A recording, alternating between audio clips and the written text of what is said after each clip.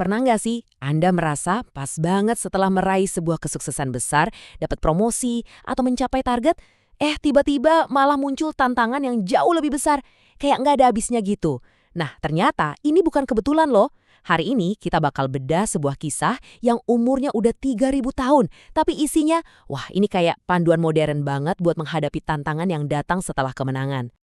Oke, jadi ini dia 5 tahap kunci dari panduan yang akan kita bahas. Kita akan mulai dari memahami apa itu medan perangnya, sampai akhirnya kita menemukan ada tujuan tersembunyi yang luar biasa di baliknya. Nah, semuanya itu berawal dari paradoks ini. Kesuksesan besar seringkali justru memancing datangnya tantangan yang sama besarnya. Anda dapat promosi jabatan, tiba-tiba tekanannya juga ikut naik.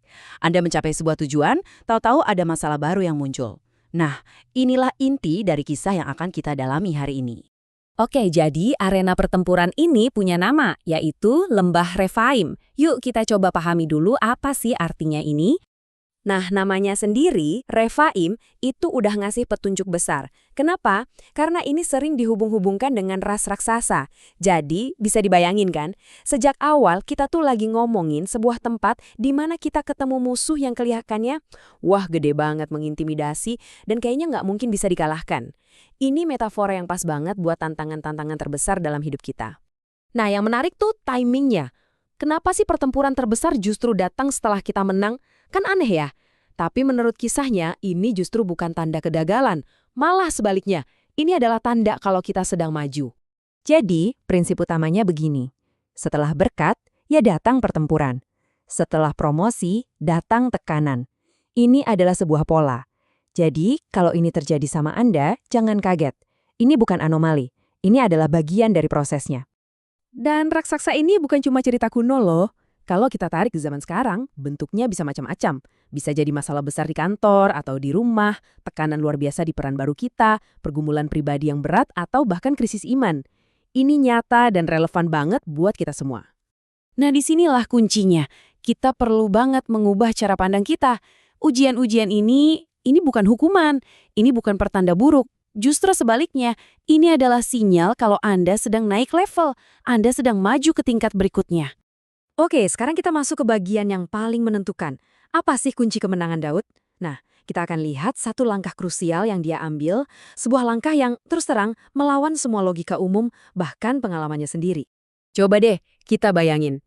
Daud ini kan pejuang hebat, udah berpengalaman, udah pernah menang lawan musuh yang sama. Logikanya, apa sih yang bakal dia lakuin pertama kali? Jawabannya, mungkin nggak seperti yang kita duga. Dan ini dia jawabannya. Langkah pertama Daud itu bukan nyiapin pasukan, bukan juga pakai strategi lama yang udah terbukti berhasil. Langkah pertamanya adalah bertanya. Dia nggak sok tahu, nggak berasumsi, gampang ini kan udah pernah. Padahal dia punya semua alasan buat percaya diri kan. Tapi enggak, dia malah mencari petunjuk baru untuk situasi yang baru ini. Nah, di sini kita lihat perbedaannya. Godaannya itu jelas, kita cenderung ngandelin pengalaman lama, percaya sama kekuatan sendiri, dan berasumsi, saya udah tahu caranya.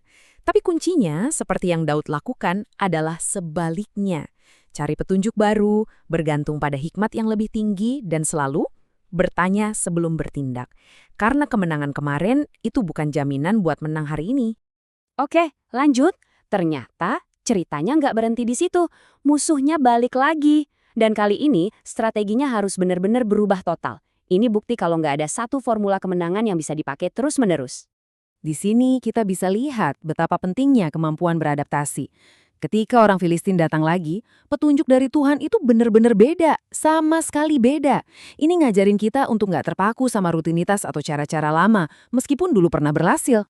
Dan petunjuknya ini luar biasa spesifik loh. Bukan cuma, oke, serang. Tapi, jangan maju dari depan. Putar dulu lewat belakang mereka. Dan yang paling unik, tunggu sampai kamu dengar bunyi derap langkah di puncak pohon-pohon, baru kamu boleh gerak. Wow, ini butuh kesabaran, kepekaan, dan kepercayaan yang luar biasa. Jadi pelajarannya apa? Kemenangan itu ternyata bukan soal siapa yang paling cepat atau paling kuat, tapi soal bergerak di waktu yang tepat. Timing is everything. Salah maju, entah kecepatan atau kelambatan, akibatnya bisa fatal. Oke, sekarang kita sampai di bagian favorit saya. Bagian ini bakal mengubah total cara kita memandang lembah pertempuran ini. Ada tujuan tersembunyi yang luar biasa di baliknya. Jadi pertanyaannya begini, apakah lembah Rephaim itu cuma tempat buat berantem, cuma tempat buat konflik dan konfrontasi, atau jangan-jangan ada sesuatu yang lebih dari itu? Dan ini dia jawabannya. Dari sumber yang nggak terduga. Ratusan tahun setelah Daud, Nabi Yesaya nulis tentang lembah yang sama. Tapi dia nggak menyebutnya sebagai medan perang. Dia bilang itu adalah tempat untuk menuai gandum. Tempat panen yang melimpah. Luar biasa kan? Tempat yang sama, tapi fungsinya beda banget. Nah, ini dia transformasinya. Realitas awalnya lembah itu adalah tempat pertempuran, tempat air mata, tempat pergumulan. Tapi tujuan akhirnya ternyata itu adalah tempat panen, tempat sukacita, tempat berkat. Artinya apa? Tempat pergumulan terberat Anda, justru disitulah letak ladang panen terbesar Anda. Oke, jadi kalau kita simpulkan semuanya, ada 3 pelajaran inti yang bisa kita bawa pulang. 1, masalah besar itu bukan akhir, tapi awal kemenangan. 2, kemenangan sejati itu datang dari petunjuk ilahi, bukan kekuatan sendiri. Dan 3, tempat terberat dalam hidup kita bisa jadi tempat panen terbesar kita. Coba deh kita renungkan ini. Kalau nggak ada raksasa seperti Goliat, kalau nggak ada pertempuran di lembah Rephaim, mungkin Daud selamanya cuma jadi anak gembala. Justru raksasa-raksasa itulah yang membuka jalan takdirnya, yang membuatnya dikenal. Nah sekarang pertanyaannya kembali ke Anda. Setelah mendengar semua ini, raksasa apa sih yang lagi berdiri di lembah Anda hari ini? Coba lihat lagi raksasa itu.